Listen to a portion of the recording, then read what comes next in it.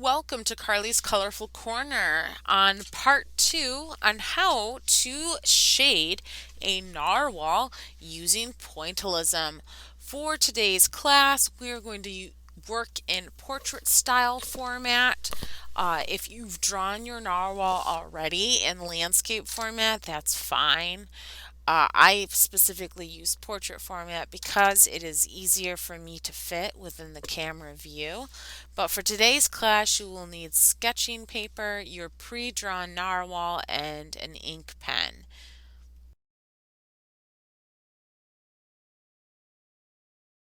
First step is kind of figuring out what our darkest dark is going to be. We're going to use this darkest dark to kind of give us an idea of how dark our filler shade's going to be, and so on and so forth.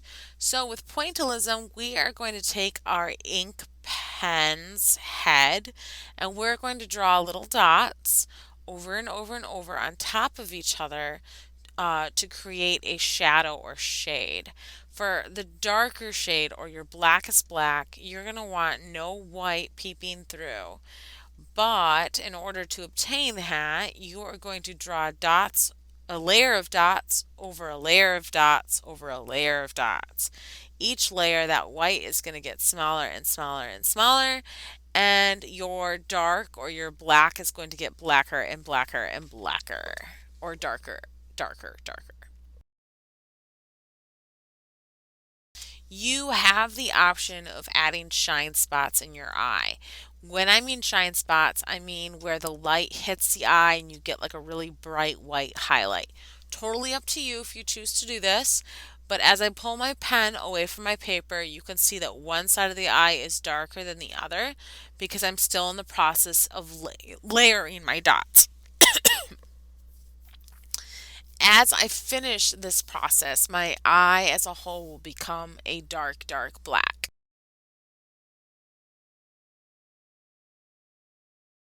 The process here is super simple. Now that we have our darkest dark laid in, we're going to kind of use this as a guide on how to kind of get our darker lines set and put in. I'm going to start working on the belly of my narwhal by outlining the very edge of the belly with a very thick, crisp, dotted line. I'm doing this because as shadows wrap around an object, near the edge, usually the edge is more defined because the shadow is kind of cutting at a cutoff point. So I'm going to mimic this sense of realism by making the edge of my stomach a little bit darker than the actual shadow of my narwhal. So in order to get a shadow or a shaded area, I'm going to push my dots closer together, but I don't want a pitch black, so I'm going to leave some white peeping through. So just take a peek at what I'm doing here so you can get an idea of what's going on before you get started.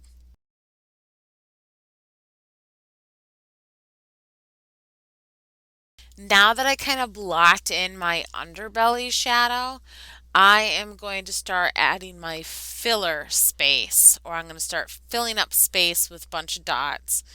Filler space is a nice way to say that you're filling in an area with a value or with a certain shadow or type of shadow.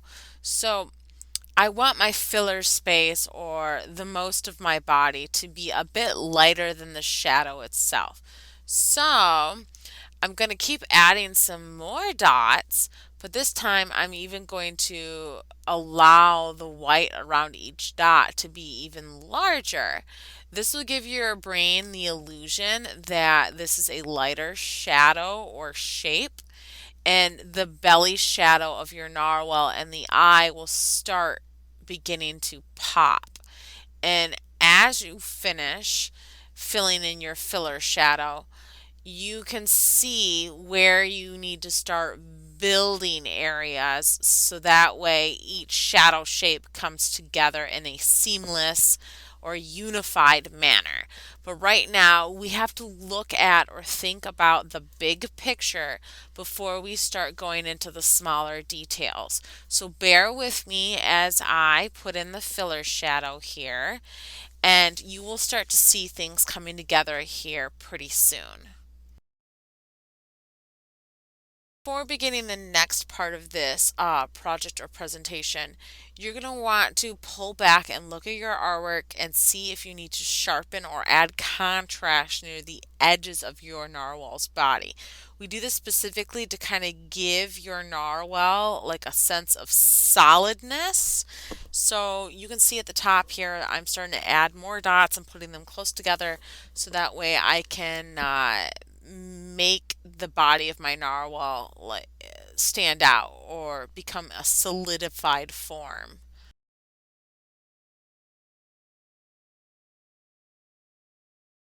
Now that my narwhal's body is mostly done, I am going to finesse or fine tune my shadows. I'm going to have my shadow extend underneath the belly a little bit so it's just going underneath the cheek and up and into the mouth because this is the underside of my animal's body and it is the furthest away from the light source and the closest to the ground or closest to the dark side of the sea. So this needs to be defined more in detail. So in order to get my shadow to become a little bit darker, I'm going to minimize the space of white that is around each dot by adding even more dots. So just push and pull, we call it push and pull your values or push and pull your shadow shapes so that way they start coming together in a seamless manner.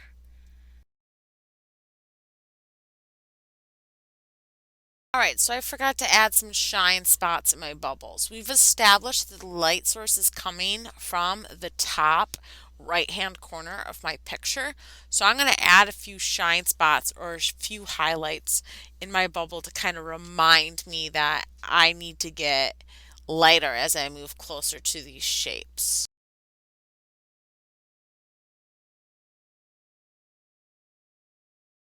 Now it's time to repeat the same process with the tail that we did with the body of the narwhal.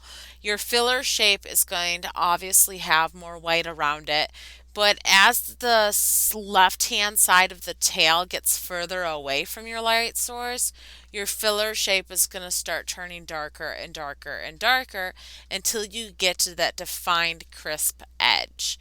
You are going to get a defined crisp edge by placing dots closely together and not allowing as much white to peep through around each dot. If you aren't ready for the tail yet, pause this video and then come back to it when you are ready. Feel free to pause whenever you need to.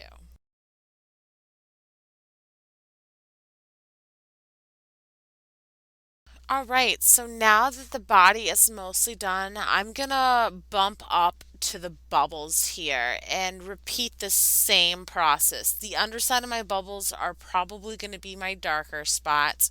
My light source is coming from the corner on the top right hand side. So I'm going to gradually have my bubble shadow get lighter and lighter and lighter as it gets closer to the light source. And I'm doing this by adding a little more white or allowing a little more white to peek through at each layer of shadow. So think of it as like a three-dimensional ball. One side of the ball is going to be really dark, and as you move closer to the source, that darkness is going to gradually start diminishing or getting smaller and smaller and smaller. And you're going to do the same thing with your bubble as well.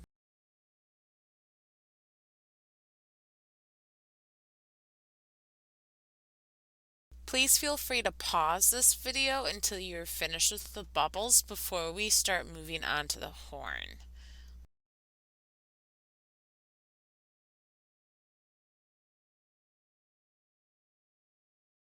Like you did with your bubbles and with the body of your narwhal, the underside of your horn is going to be your dark spot, specifically because the underside of the horn is the furthest away and it's the deeper into the ocean than the top of the horn.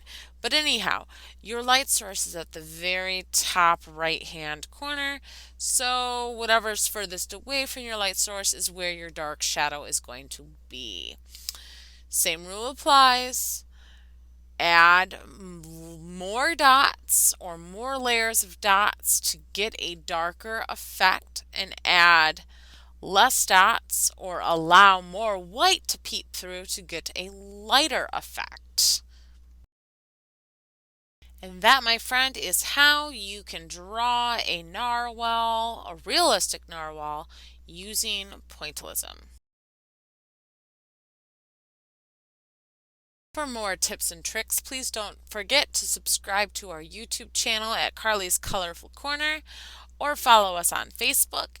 If you prefer a more in-depth, in-person demonstration, please take a peek at our OUTSCHOOL platform at Carly Wiersma. And in the meantime, I look forward to seeing you in the classroom.